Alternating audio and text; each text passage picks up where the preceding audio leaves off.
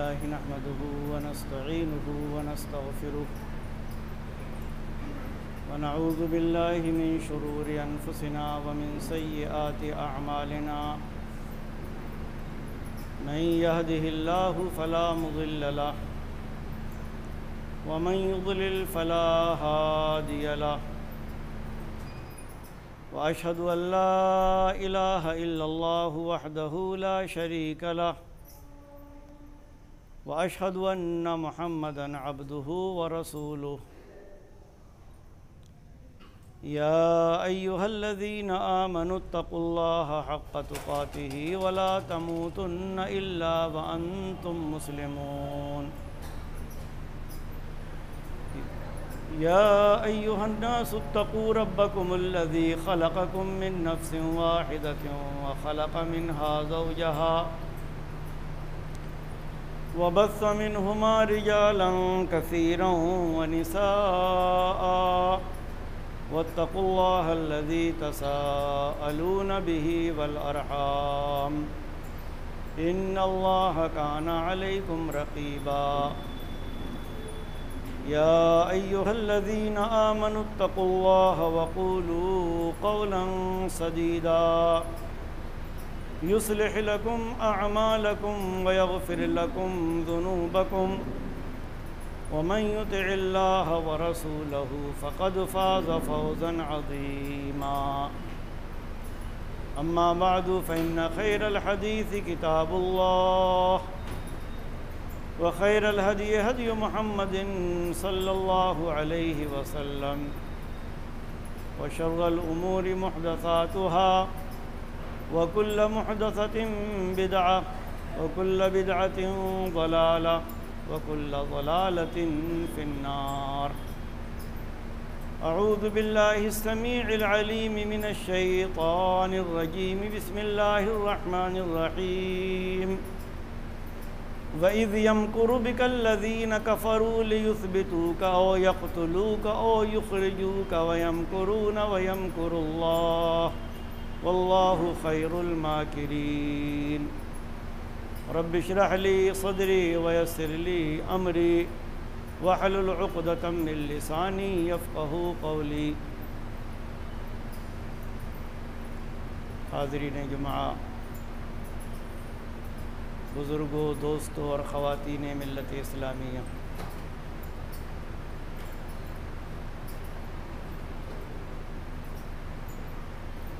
گزشتہ جمعے میں یہ عرض کیا گیا تھا کہ اسلامی کیلنڈر اور ہجری تاریخ کا ایک اور سال ختم ہونے کو ہے، اور اس کے ایک ہفتے کے بعد آج ہم اور آپ جو مل رہے ہیں، تو اب یہ کہا جا سکتا ہے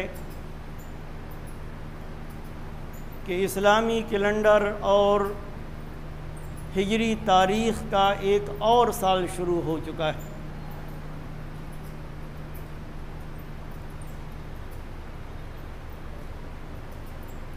اس تاریخ کی ابتدا صحابہ کرام کے مشورے سے خلیفہ دوم عمر بن خطاب رضی اللہ تعالی عنہ نے ایک ایسے واقعے کو بنیاد بنا کر کی جو عمومی طور پر انسانی تاریخ اور خصوصی طور پر مسلمانوں کی تاریخ کا ایک اہم واقعہ ہے،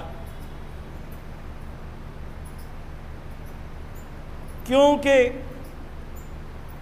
یہ واقعہ اس بات سے تعلق رکھتا ہے کہ وہ انسان، وہ شخص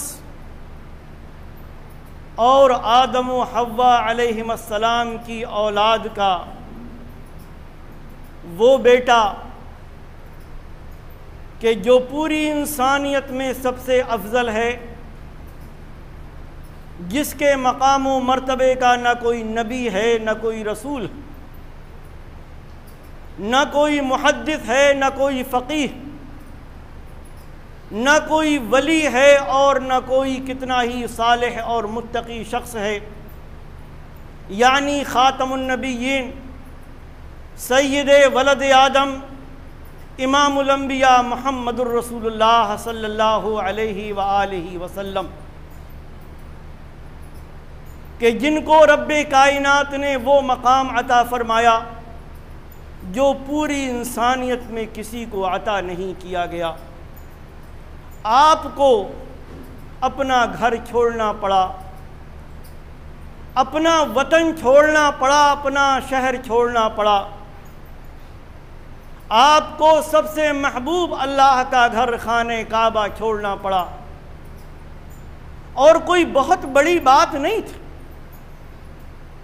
نعوذ باللہ آپ نے کوئی جرم نہیں کیا تھا، حاشا وکلا آپ کے اوپر کوئی الزام نہیں تھا۔ اگر آپ پر کوئی الزام تھا تو صرف یہ کہ آپ ایک اللہ واحد کی عبادت کے لیے کہا کرتے تھے۔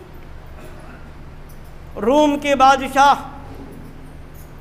ہرقل نے ابو سفیان رضی اللہ تعالی عنہ سے اس وقت جب وہ مسلمان نہیں تھے، پیارے نبی صلی اللہ علیہ وسلم کا اسلام کی دعوت کا ایک خط پہنچا تھا قیصر روم کے پاس۔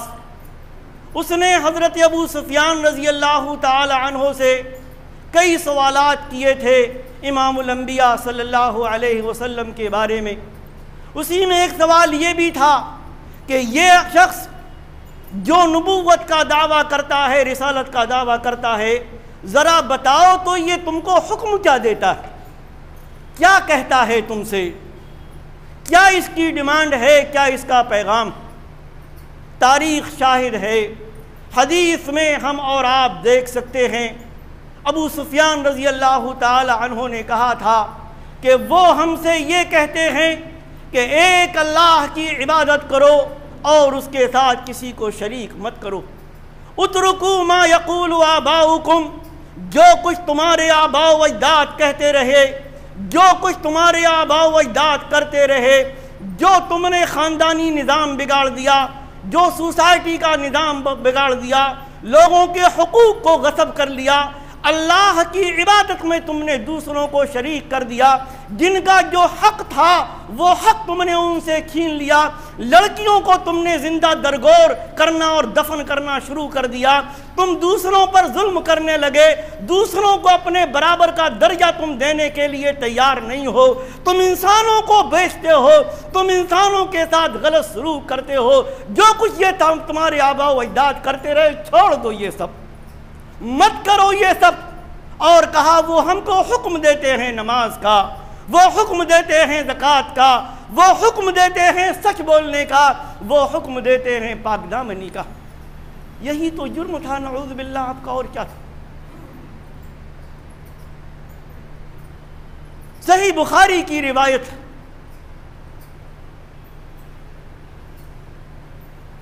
کہ اللہ کے نبی صلی اللہ علیہ وسلم کے بارے میں پوچھا گیا کہ آپ کو مکہ والوں نے سب سے زیادہ تکلیف کیا پہنچائی، کیا سلوک کیا؟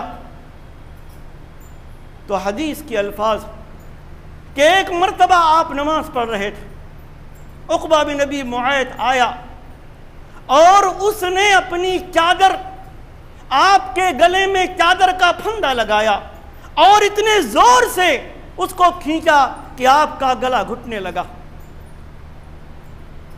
ابو بکر صدیق رضی اللہ تعالی عنہ آئے اور آپ نے عقبہ بن ابی معیط کا کندھا پکڑ کر اس کو دھکا دیا اور فرمایا اتقتلون رجلا ان یقول ربی اللہ وقد جاءکم بالبینات من ربکم، کیا تم ایک ایسے آدمی کو قتل کرنا چاہتے ہو جس کا کوئی جرم نہیں ہے، جس کا کوئی گناہ نہیں ہے؟ گناہ اگر ہے تو صرف یہ کہ وہ یہ کہتا ہے کہ میرا رب اللہ، اسی کی عبادت کی جانی چاہیے، اور وہ اس کے پاس اللہ تعالیٰ کی طرف سے واضح نشانیاں آئی ہیں، پیغام آیا ہے اللہ کا، وحی آئی ہے اللہ کی، اسی لیے تم اس کو قتل کرنا چاہتے ہو۔ یہ جرم تھا کہ جس کی وجہ سے مکہ میں آپ کے گلے میں پھندے ڈالے گئے، آپ کے اوپر اونچ کی اوجھڑی ڈالی گئی، آپ کو گالیاں دی گئیں، آپ کے اوپر کوڑا ڈالا گیا، آپ کے راستے میں کانٹے بچھائے گئے، طائف میں آپ کو لہو لہان کر دیا، اور اس کے بعد آپ کے قتل کی سازش ہوئی، رب کے حکم سے آپ نے ہجرت کی۔ 3 دن تک آپ غار ثور میں رہے، رب کائنات نے آپ کو بچایا۔ ہم نے کبھی ہجرت مدنی پر، ہجرت نبوی پر غور نہیں کیا۔ یہ ہجرت نبوی 2 چیزوں کا سنگم ہے، ایک طرف حالات انتہائی ناگفتہ بے، اتنے خراب کہ مسلمانوں کا جینا دو بھر، مسلمانوں کا سانس لینا دو بھر، مسلمانوں کے حالات اتنے ناگفتہ بے کہ خباب بن ارت رضی اللہ تعالی عنہ بیان کرتے ہیں کہ ہم اللہ کے نبی صلی اللہ علیہ وسلم کے پاس ایک بار گئے، آپ خانہ کعبہ کے سائے میں اپنی چادر کا تکیہ لگائے ہوئے آپ تشریف فرما تھے، ہم نے آپ سے شکایت کی، الا تستنصر لنا الا تدعو لنا، جو کچھ مکہ والے ہمارے ساتھ کر رہے ہیں، جو کچھ انہوں نے رویہ اختیار کر رکھا ہے، آپ کیوں نہیں اللہ تعالیٰ سے ہمارے لیے دعا کرتے ہیں، کیوں نہیں آپ اللہ سے ہمارے لیے مدد مانگتے ہیں؟ آپ نے فرمایا تھا کہ سنو، تم سے پہلے کے لوگوں کا حال یہ تھا کہ اللہ اور اس کے رسول پر ایمان لانے کی وجہ سے ایک آدمی کو لایا جاتا تھا، زمین میں گڈھا کھودا جاتا تھا، گڈھا کھود کر اس میں اس کو گاڑ دیا جاتا تھا، اور آرا لایا جاتا تھا، اور اس کے سر پر آرا رکھ کر زندہ انسان کو 2 حصوں میں چیر دیا جاتا تھا، زندہ کو، مردہ کو نہیں۔ ایک مسلمان کو لایا جاتا تھا اور لوہے کے کنگھے اس کے گوشت میں پیوست کر دیے جاتے تھے، لیکن یہ ساری تکلیفیں بھی اس کو ایمان سے باز نہیں رکھتی تھیں، اللہ کی توحید کو ماننے سے باز نہیں رکھتی تھیں، وہ اپنا ایمان نہیں چھوڑتا تھا، وہ توحید نہیں چھوڑتا تھا، وہ اللہ واحد کی عبادت نہیں چھوڑتا تھا۔ وَلَكِنَّكُمْ تَسْتَعْجِلُونَ، اے میرے صحابہ تم جلدی کر رہے ہو، ایک وقت آئے گا رب کائنات اس اسلام کو غلبہ عطا فرمائے گا، اسلام پھیلے گا۔ آج تم کو بدامنی نظر آ رہی ہے، آج تم کو انتشار نظر آ رہا ہے، آج تم کو مکہ کے ماحول میں، عرب کے ماحول میں نظر آ رہا ہے کہ عورت محفوظ نہیں، بیٹی محفوظ نہیں، آدمی کی عزت محفوظ نہیں، آدمی کی آبرو محفوظ نہیں، ایک انسان کو برابر کا درجہ دینے کے لیے لوگ تیار نہیں۔ لیکن ایک وقت آئے گا کہ صنعاء سے حضرموت تک ایک سوار سفر کرے گا اور اس کو اللہ کے علاوہ کسی کا خوف نہیں ہوگا، امن و امان کا یہ حال ہوگا، عورت محفوظ ہوگی، بیٹی محفوظ ہوگی، غلام محفوظ ہوگا، نوکر محفوظ ہوگا، غریب محفوظ ہوگا، ایک فقیر محفوظ ہوگا، کوئی نہیں۔ تو ایک طرف حالات یہ تھا، اور ان سے تنگ آ کر آپ کے حکم سے آپ کے صحابہ نے حبشہ کی طرف ہجرت کی تھی، اور جب آپ کے لیے بھی حالات انتہائی ناگفتہ بے ہو گئے تو آپ نے بھی ہجرت کی، غار ثور میں آپ رہے۔ اور میں نے گزشتہ جمعے میں بتایا تھا ابو بکر صدیق رضی اللہ تعالی عنہ پریشان ہو گئے، آپ نے تسلی دی، اس خوف کے ماحول میں خاتم النبیین صلی اللہ علیہ وسلم نے تسلی دی، ابو بکر ڈرو نہیں، تمہارا ان 2 کے بارے میں کیا خیال ہے جن کا تیسرا اللہ نے حفاظت کی۔ غار ثور سے لوٹ گئے مکہ والے دیکھ داکھ کر، نہ آپ کا سراغ ملا، نہ ابو بکر صدیق رضی اللہ تعالی عنہ کا سراغ ملا۔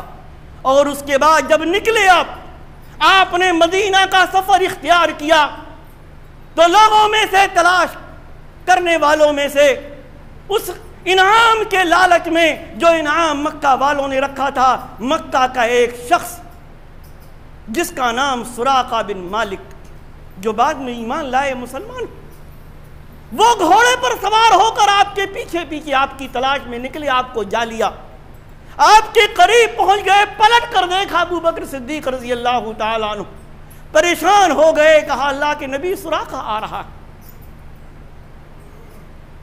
وہ ہماری تلاش میں، کیا ہوگا؟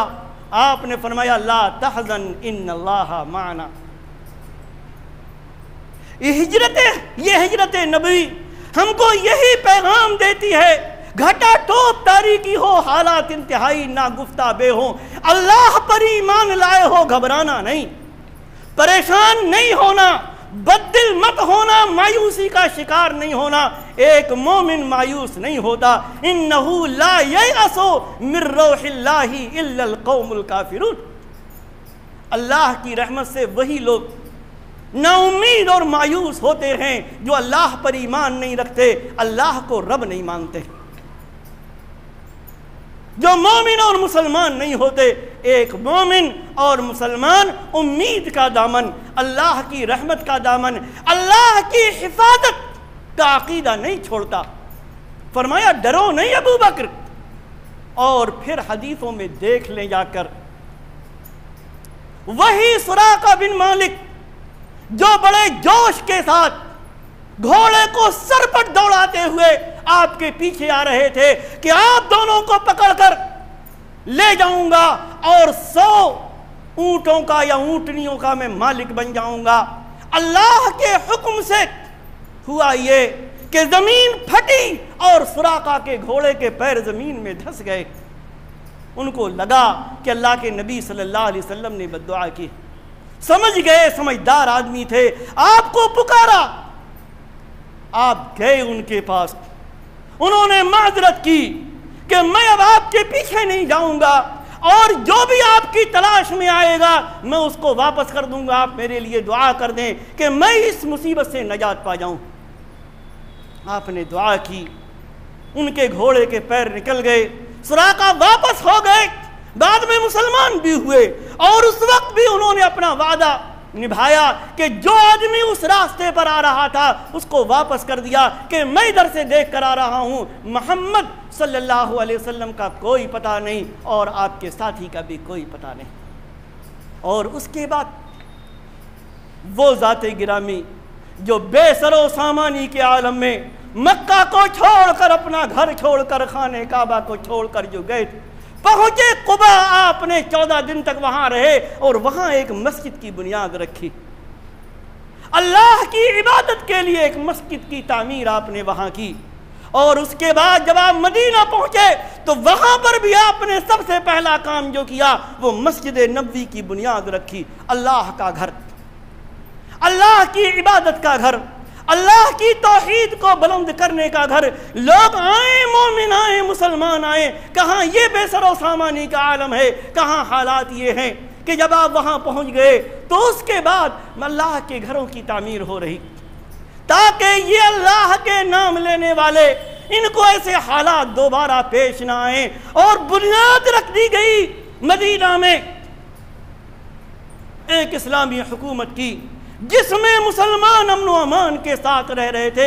اللہ تعالیٰ نے وہ اندھیرا ختم کر دیا، مسلمانوں کو سکون نصیب ہوا، محمد الرسول اللہ صلی اللہ علیہ وآلہ وسلم کو سکون نصیب ہوا۔ یہ ہے وہ واقعہ، کایا پلٹ کی جس نے مسلمانوں کی، کہ دھیرے دھیرے حالات مسلمانوں کے لیے ٹھیک ہوتے گئے، سازگار ہوتے گئے۔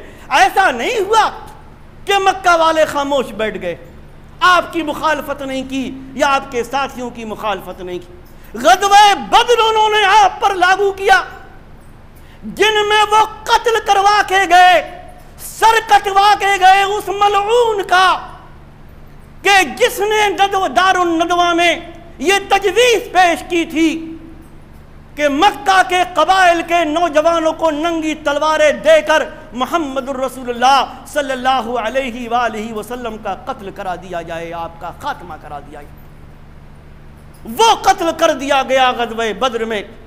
بدر کے میدان میں 2 نوجوانوں کے ہاتھوں۔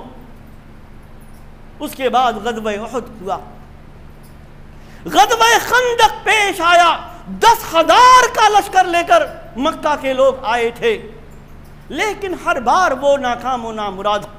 اور اس کے بعد ایک وقت آیا سن 8 ہجری، رمضان سن 8 ہجری، مکہ والوں کی وعدہ خلافی کے نتیجے میں، مکہ والوں کی شرارتوں کے نتیجے میں پیارے نبی صلی اللہ علیہ وسلم مکہ والوں کو سبق سکھانے کے لیے آپ گئے اپنے جانثار صحابہ کے ساتھ مکہ، اور اس کے بعد مکہ فتح ہوا. 8 سال ابھی گزرے، 8 سال زیادہ لمبا عرصہ نہیں گزرا، ابھی 8 سال گزرے ہیں. محمد الرسول اللہ صلی اللہ علیہ وسلم ہجرت کر کے گئے تھے اسی مکہ سے، چھوڑ کر گئے تھے یہی مکہ. ابو بکر نے ہجرت کی، عمر نے ہجرت کی، عثمان نے ہجرت کی، بڑے بڑے صحابہ نے ہجرت کی. ان صحابہ نے بھی ہجرت کی جو کمزور تھے، جو ضعیف تھے، جن کا کوئی مقام اور مرتبہ نہیں تھا. انہوں کو بھی ہجرت کرنی پڑی تھی جن کے خاندان تھے، جو پیسے والے بھی تھے، جو بڑے خاندان کے تھے. کیوں؟ اللہ کی توحید کی خاطر. لیکن 8 سال کے بعد یہ اگر ہجرت نہ ہوتی تو شاید یہ نہ ہوتا. 8 سال کے بعد حالات پلٹ گئے. آپ مکہ میں فاتح کی حیثیت سے داخل ہوئے. اور ایک چیز اور بتاؤں آپ کو، عبداللہ بن عمر جلیل القدر صحابی، بہت بڑے صحابی، عمر بن خطاب رضی اللہ تعالیٰ عنہ کے بیٹے، بیان کرتے ہیں کہ محمد الرسول اللہ صلی اللہ علیہ وسلم فتح مکہ کے دن مکہ کے اونچائی علاقے سے مکہ میں داخل ہوئے.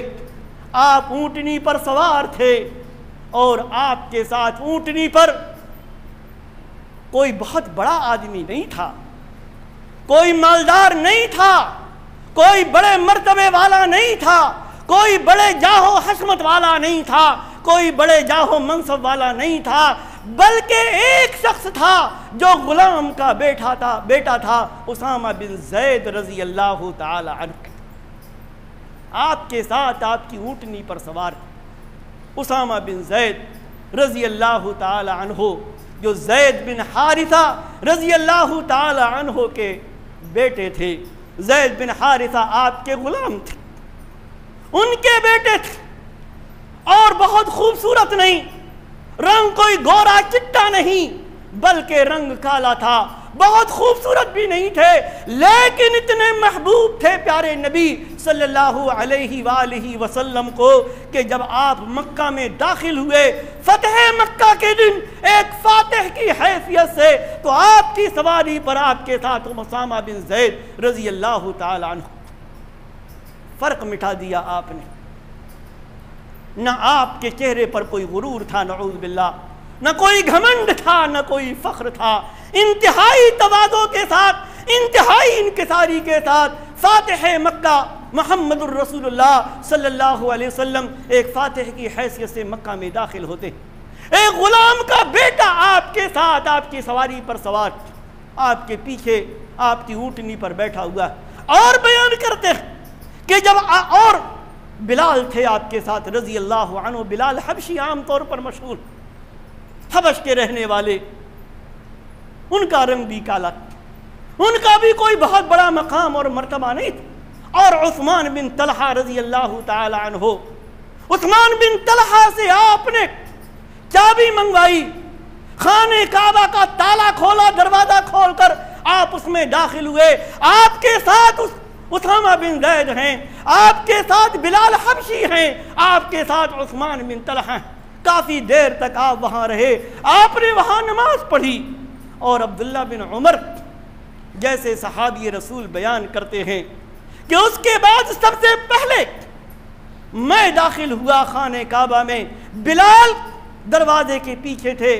کہتے ہیں میں نے بلال رضی اللہ عنہ سے پوچھا کہ اللہ کے نبی صلی اللہ علیہ وسلم نے خانہ کعبہ میں نماز کہاں ادا فرمائی؟ ذرا سوچیں، سب کچھ ختم کیا پیارے نبی صلی اللہ علیہ وسلم نے. ایک انسان کا رشتہ صرف اللہ ہی سے نہیں جوڑا بلکہ انسان کا رشتہ انسان سے بھی جوڑا. بات ہوتی ہے، لوگ کہتے ہیں، لوگ پوچھتے ہیں کہ آج ہم نے آپ کو خاندانی پندار میں بند کر رکھا، خاندانی عصبیت میں بند کر رکھا۔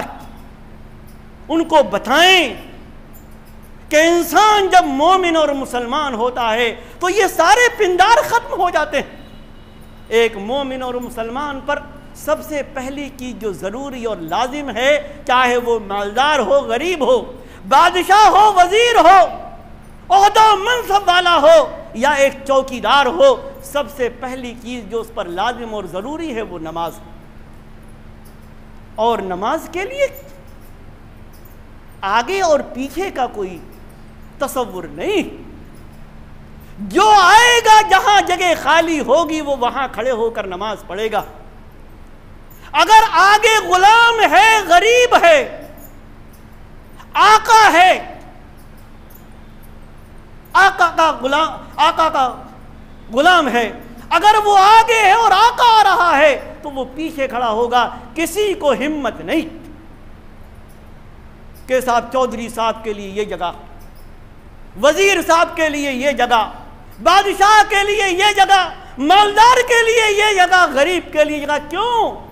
اس لیے کہ وہ کلمہ جس کو پڑھ کر انسان مسلمان ہوتا ہے، غریب کے لیے بھی وہی ہے، مالدار کے لیے بھی وہی، بادشاہ کے لیے بھی وہی ہے، وزیر کے لیے بھی وہی، آقا کے لیے بھی وہی ہے، غلام کے لیے بھی وہی ہے، ہمارے چوکیدار کے لیے بھی وہی ہے اور ہمارے لیے بھی وہی ہے۔ کیا؟ اشہد ان لا الہ الا اللہ و اشہد ان محمدًا عبدہ و رسولہ، یا لا الہ الا اللہ محمد الرسول اللہ۔ نہ مالدار کے لیے الگ کلمہ ہے، نہ غریب کے لیے الگ کلمہ۔ اس لیے ایک ہی صف میں کھڑے ہو گئے محمود و ایاز، نہ کوئی بندہ رہا نہ کوئی بندہ نواز۔ تو اللہ کے نبی صلی اللہ علیہ وسلم ایک فاتح کی حیثیت سے مکہ میں داخل ہوئے۔ اسامہ بن زید آپ کے ساتھ، بلال حبشی آپ کے ساتھ ہیں، بڑے صحابہ نہیں ہیں آپ کے ساتھ، ابو بکر نہیں، عمر نہیں، عثمان بن عفان نہیں، علی نہیں، حسن اور حسین نہیں، طلحہ اور زبیر نہیں، سعد بن ابی وقاص اور ابو عبیدہ بن جراح اور عبد الرحمن بن عوف اور بھی بڑے بڑے صحابہ کا نام آپ لے دیں، وہ نہیں۔ اگر ہے کوئی تو ایک غلام کا بیٹا ہے اسامہ بن زید، ایک وہ شخص ہے جس کا معاشرے میں مکہ میں کوئی مقام اور مرتبہ نہیں تھا، لیکن اللہ کے نزدیک تو متقیوں کا مرتبہ ہے نا۔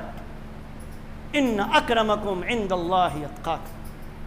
کہنے کا مطلب یہ، ہم ایک نئے ہجری سال میں شروع ہو گئے، ہم یاد کریں ہجرت نبوی، یاد کریں پیارے نبی کی ہجرت، اور یاد کریں کہ ایک مومن کے لیے ضروری ہے اللہ پر ایمان، یقین کامل، اللہ پر توکل، اللہ پر بھروسہ، اور دل میں یہ یقین ہو کہ اللہ کی خاطر، اللہ کے نبی کی خاطر آدمی سب کچھ چھوڑ سکتا ہے، لیکن اپنے ایمان کو نہیں چھوڑ سکتا، اپنے اسلام کو نہیں چھوڑ سکتا، اللہ کی اطاعت کو نہیں چھوڑ سکتا، پیارے نبی صلی اللہ علیہ وسلم کے اتباع کو نہیں چھوڑ سکتا۔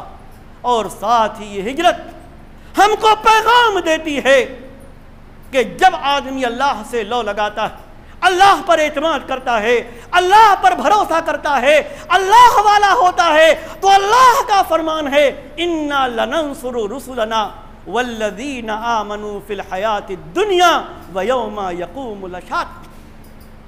ہم اپنے رسولوں کی مدد کریں گے، ہم مدد کریں گے ان لوگوں کی جو ہمارے اوپر ایمان لائے، ہمارے نبی پر ایمان لائے، دنیا میں بھی اور قیامت کے دن بھی۔ وَمَن يَتَّقِ اللَّهَ يَجْعَلْ لَهُ مَخْرَجًا، جو اللہ کا تقوی اختیار کرے اللہ اس کے لیے پریشانیوں سے نکلنے کے راستے بنا دیتا۔ وَمَن يَتَّقِ اللَّهَ يَجْعَلْ لَهُ مِنْ أَمْرِهِ يُسْرًا، جو اللہ کا تقوی اختیار کرتا ہے اللہ تعالیٰ اس کے معاملے کو آسان بنا دیتا ہے۔ ہم کتنا شکایت کرتے، ہمارے لیے حالات ایسے، ہمارے لیے حالات ویسے، ہمارے لیے حالات ناگفتہ بے، ہم ڈر کے عالم میں، خوف کے عالم میں زندگی گزار رہے ہیں، لیکن مومنوں اور مسلمانوں کبھی ہم نے یہ بھی سوچا کہ ہم اللہ سے کتنا ڈرتے ہیں، اللہ کا تقوی ہمارے یہاں کتنا ہے، اللہ کی خشیت ہمارے یہاں کتنی ہے، معصیت پر، اللہ کی نافرمانیوں پر اللہ کے پکڑ اور اس کے عذاب کا خوف ہمارے یہاں کتنا ہے۔ اگر ہے تو بتائیں پھر ہماری مسجدیں خالی کیوں ہیں؟ ہم بے نمازی کیوں؟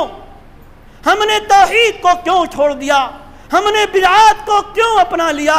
ہم جوئے باز کیوں ہو گئے؟ ہم شراب پینے والے کیوں ہو گئے؟ ہم بدکاری کے عادی کیوں ہو گئے؟ ہم نے عورتوں کی عزت و ناموس کو پامال کیوں کر دیا؟ ہم دوسروں کے مال کیوں ہڑپ کرنے لگے؟ ہم کیوں اپنے درمیان ایک دوسرے کو برابر کا انسان سمجھنے کے لیے تیار نہیں؟ ہمارے لیے اللہ، ہمارے دل میں اللہ کا خوف کتنا، جب سے ہم رونا رو رہے ہیں حالات کا، کیا ہمارے رویے میں کوئی کمی آئی ہے؟ ہماری نمازوں میں اضافہ ہوا ہے؟ ہمارے تقوی میں اضافہ ہوا ہے؟ ہم نے شراب، جوا، بدکاری، عیاری، مکاری، جھوٹی گواہیاں، جھوٹے مقدمات، ظلم، قتل، دوسروں کی عزت و آبرو سے کھیلنے کو چھوڑا؟ اگر نہیں چھوڑا تو شکوہ کس بات کا؟ اللہ سے ڈر کے دیکھو، اللہ کا تقوی اختیار کر کے دیکھو، اللہ کی خشیت اختیار کر کے دیکھو۔ اللہ کا وعدہ ہے جو اللہ کا تقوی اختیار کرے گا اللہ اس کے لیے پریشانیوں سے نکلنے کے راستے بنا دے گا، اللہ تعالیٰ اس کے معاملے کو آسان کر دے گا۔ ہجرت نبوی ہم کو یہی ترغیب اور یہی تعلیم دیتی ہے۔ اللہ تبارک و تعالیٰ ہمیں نیک عمل کی توفیق عطا فرمائے، ہمیں صحیح معنوں میں مومن اور مسلمان بنائے، ہمیں پکا اور سچا مومن اور موحد بنائے۔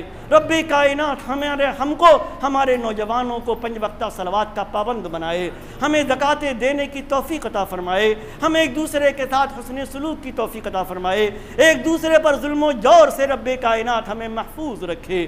اللہ تبارک و تعالی ہمیں ہمارے معاشرے کو اچھا اور مثالی معاشرہ بنائے۔ رب کائنات ہمیں کتاب و سنت پر عمل کی توفیق عطا فرمائے، ہمارے بیماروں کو شفائے کامل عاجل عطا فرمائے، جو مقروض ہیں اللہ تعالیٰ ان کے قرضوں کو ادا کروا دے۔ رب کائنات ہمیں دنیا اور آخرت دونوں میں عزت عطا فرمائے، ذلت و رسوائی سے محفوظ رکھے۔ آمین۔ بارک اللہ لنا ولکم فی القرآن العظیم ونفعنی وإیاکم بالآیات والذکر الحکیم، انہ تعالی جواد کریم ملک بر رؤوف رحیم۔